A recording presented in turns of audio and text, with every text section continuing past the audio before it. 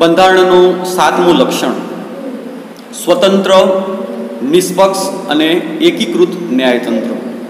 અગાઉ મિત્રો આપણે ભણી ગયા કે સરકારના કુલ 3 અંગો છે: ધારાસભા, કારોબારી અને ન્યાયતંત્ર.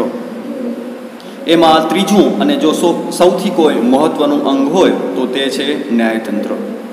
તો આપણે ન્યાયતંત્રની વાત કરી કે બંધારણીય જોગવાઈ અનુસાર આપણા ભારતમાં સળંગ, સ્વતંત્ર, નિષ્પક્ષ અને એકસૂત્રી ન્યાયતંત્રની સ્થાપના કરવામાં આવી છે. જેમાં સૌથી ટોચમાં તો આપણા ભારતમાં સૌથી સર્વોચ્ચ, સૌથી મોટામાં મોટી અદાલત હોય તો તે છે સર્વોચ્ચ અદાલત, જે ભારતની રાજધાની દિલ્હીમાં આવેલ છે, જે ટોચમાં આવેલી અદાલત ગણવામાં આવે છે, જે ભારતની સૌથી મોટી અદાલત છે. મધ્યમાં એટલે કે રાજ્ય કક્ષાએ વડી અદાલતોની જોગવાઈ કરવામાં આવેલ છે. ભારતના દરેક રાજ્યના કેપિટલમાં વડી અદાલતોની સ્થાપના કરવામાં આવી છે. આપણા ગુજરાતની વાત કરી તો ગુજરાતનું કેપિટલ ગાંધીનગર છે, પણ આપણા ભારતની વડી અદાલત છે એ વડી અદાલત ગાંધીનગર નહીં પણ અમદાવાદ આવેલી છે. ભારતના અમુક એવા રાજ્યો છે જેમ કે પંજાબ અને હરિયાણાની વાત કરી તો પંજાબ અને હરિયાણાની વચમાં માત્ર એક જ વડી અદાલત આવેલી છે, ચંદીગઢની. આ સિવાય આંધ્રપ્રદેશ અને તેલંગાણા છે એની પણ એક જ અદાલત આવેલી છે, હૈદરાબાદમાં છે. એવી જ રીતના 7 સિસ્ટર તરીકે ઓળખાતા 7 રાજ્યો અરુણાચલ, અસમ, નાગાલેન્ડ, મણિપુર, મિઝોરમ અને ત્રિપુરા, આ 7 રાજ્યો વચ્ચે એક જ વડી અદાલત આવેલી છે. બાકીના ભારતના મોટા ભાગના રાજ્યોના કેપિટલમાં આ વડી અદાલત આવેલી છે. સૌથી નીચલી કક્ષાએ જિલ્લાની અને તાબાની અદાલતો આવેલી છે.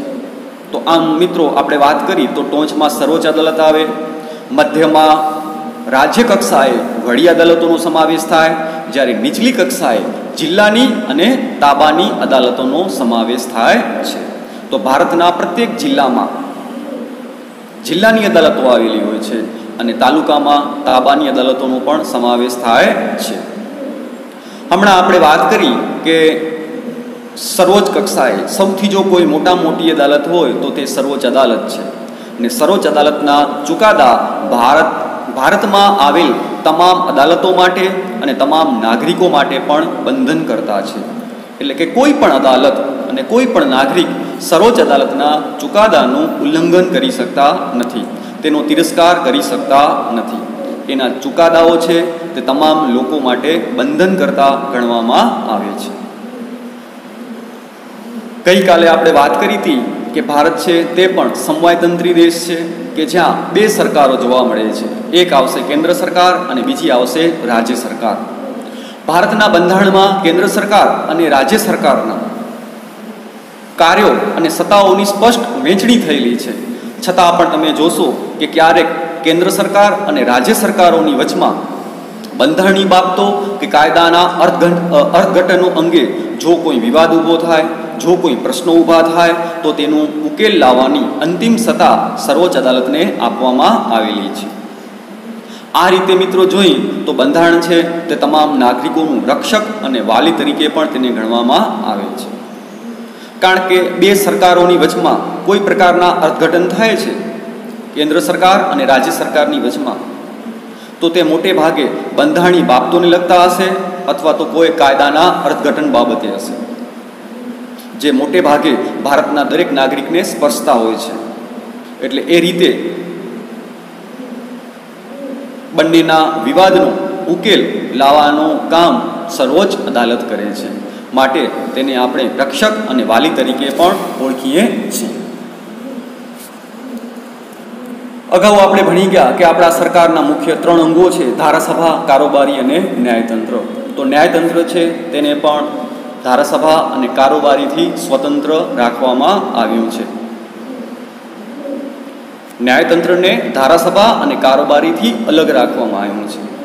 શા માટે?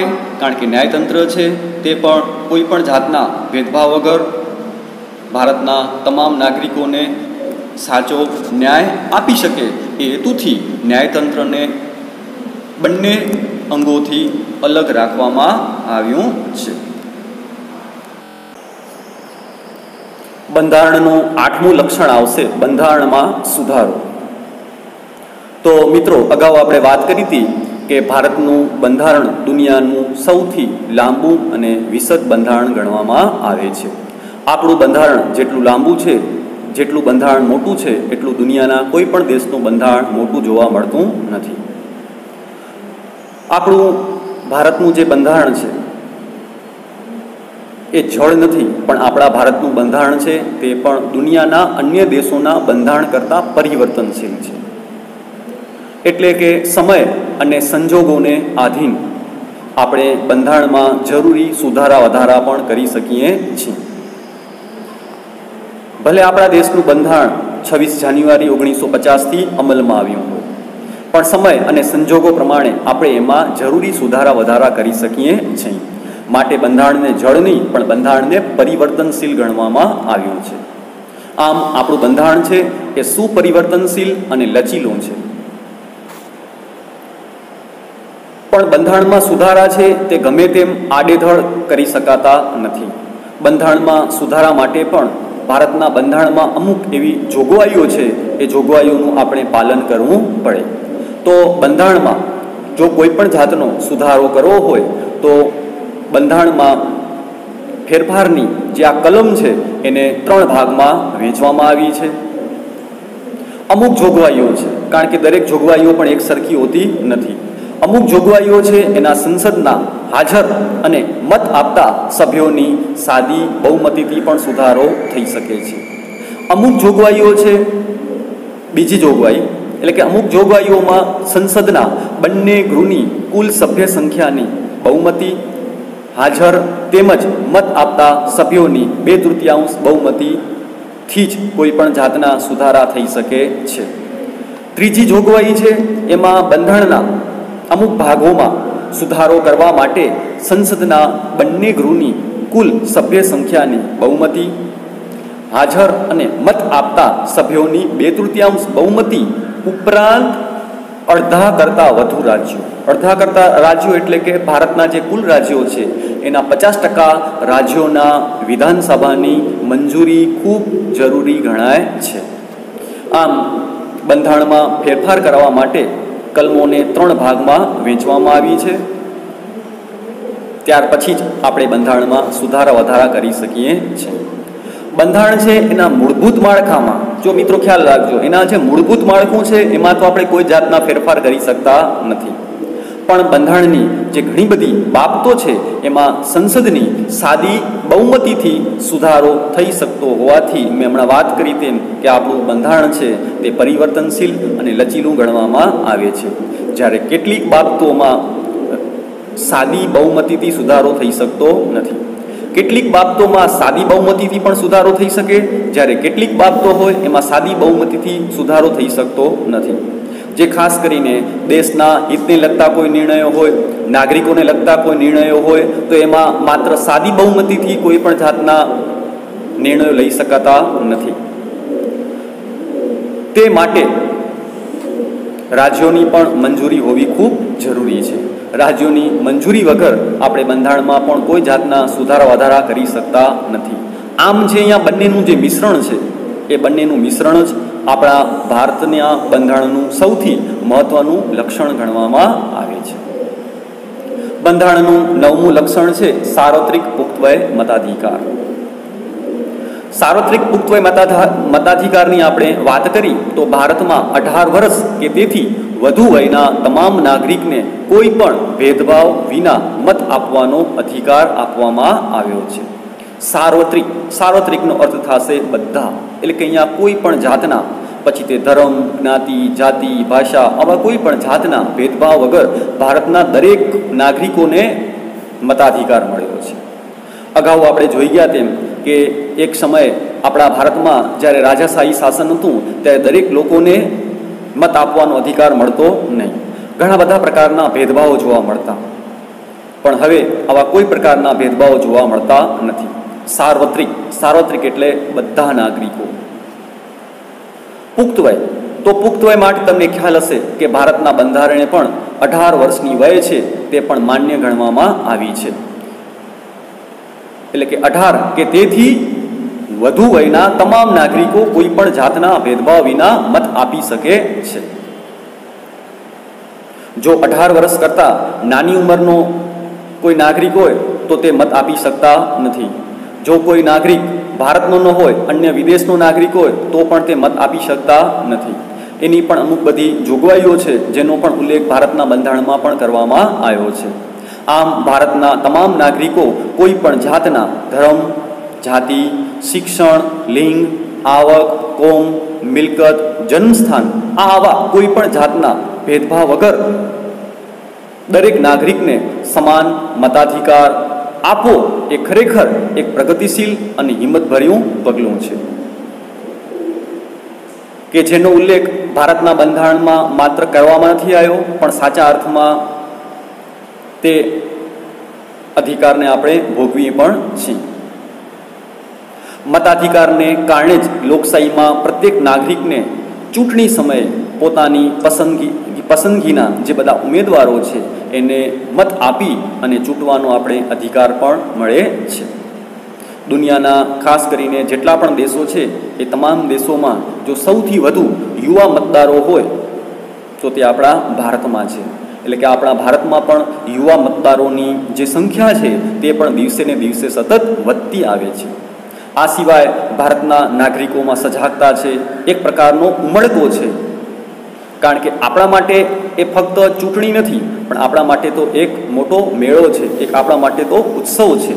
તો લોકોમાં પણ એક પ્રકારનો ઉમળકો જોવા મળે છે અને ખાસ કરીને મતદાનના સમયે એક મોટી જાગૃતિ છે.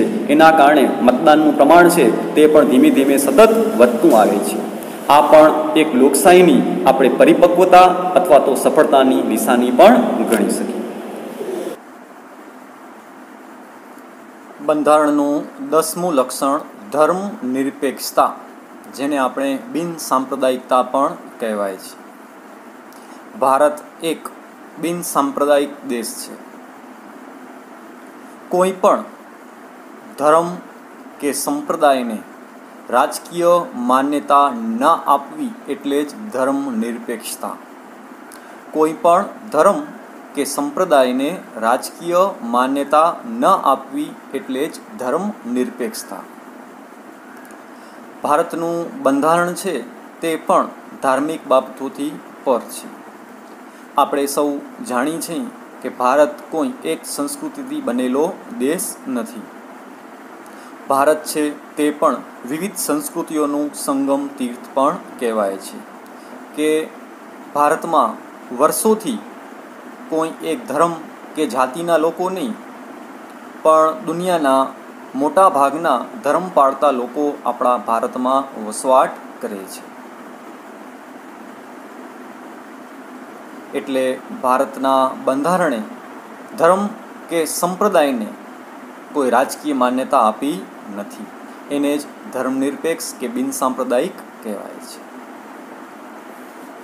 વિસ્તૃત રીતે આપણે વાત કરી કે ભારતમાં ધર્મ, જાતિ કે કોઈ પણ જાતના પંથના ભેદભાવ વગર બધા નાગરિકોને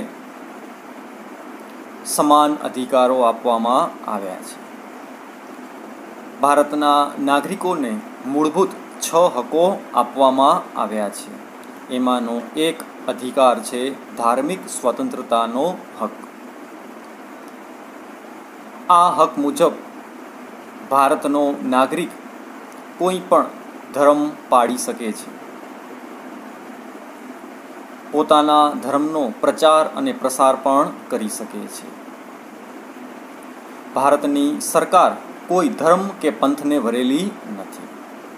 રાજાશાહીમાં આપણે જોવા મળતું કે રાજાને પોતાનો એક ધર્મ હતો ને રાજા જે ધર્મ પાળે તે પ્રજાને પણ જબરજસ્તીથી તે જ ધર્મ પાળવાની આજ્ઞા પણ આપતી. પણ આપણે અહીંયા કોઈ સરકાર કોઈ ધર્મ કે પંથને વરેલી નથી. આપણે કોઈ અહીંયા સરકાર ને કોઈ પોતાનો ધર્મ નથી. એટલે આપણી સરકાર કોઈ ધર્મ કે પંથને વરેલી નથી. ધર્મની બાબતમાં દરેક લોકોને તેઓ સમાન ગણે છે કે સરકારની નજરમાં ધર્મને કારણે કોઈ પણ નાગરિક ઊંચું પણ નથી અને ધર્મને કારણે કોઈ પણ નાગરિક નીચું પણ નથી. એટલે આપણે કોઈ પણ પ્રકારનો મનપસંદ ધર્મ પણ પાળી શકીએ છીએ. એટલે આપણે ધાર્મિક સ્વતંત્રતાનો અધિકાર પણ આપવામાં આવ્યો છે. તો પોતાનો ધર્મ પાળી નથી શકતા, પણ પોતાના ધર્મનો પ્રચાર અને પ્રસાર પણ કરી શકીએ છીએ. પોતાના ધર્મમાં આવતા તહેવારો છે તે પણ આપણે ઉજવી શકીએ છીએ. પોતાના ધર્મની પ્રાર્થના ઇબાદત પણ આપણે કરી શકીએ છીએ. એટલે સરકાર છે તે પણ ધર્મની બાબતમાં તમે જોશો તો નિષ્પક્ષ છે અને તટસ્થ છે. સરકારની નજરમાં કોઈ ધર્મ ઊંચું નથી ને કોઈ ધર્મ નીચું નથી. સરકારની નજરમાં દરેક ધર્મ સરખા છે, દરેક ધર્મ સમાન છે. માટે જ ભારતના બંધારણે પણ સર્વધર્મ સમદ્રષ્ટિ અને સર્વધર્મ સમભાવનો જે સિદ્ધાંત છે તે પણ આપણે અહીંયા સ્વીકાર્યો છે. તો આ સિદ્ધાંત ભારતે માત્ર સ્વીકાર્યો નથી, પણ સાચા અર્થમાં તેનો અમલ પણ થાય છે. આ રીતે આપણે કંઈ તો આપણો ભારત છે તે પણ એક ધર્મ નિરપેક્ષ અથવા તો બિન સાંપ્રદાયિક દેશ પણ કહેવાય છે.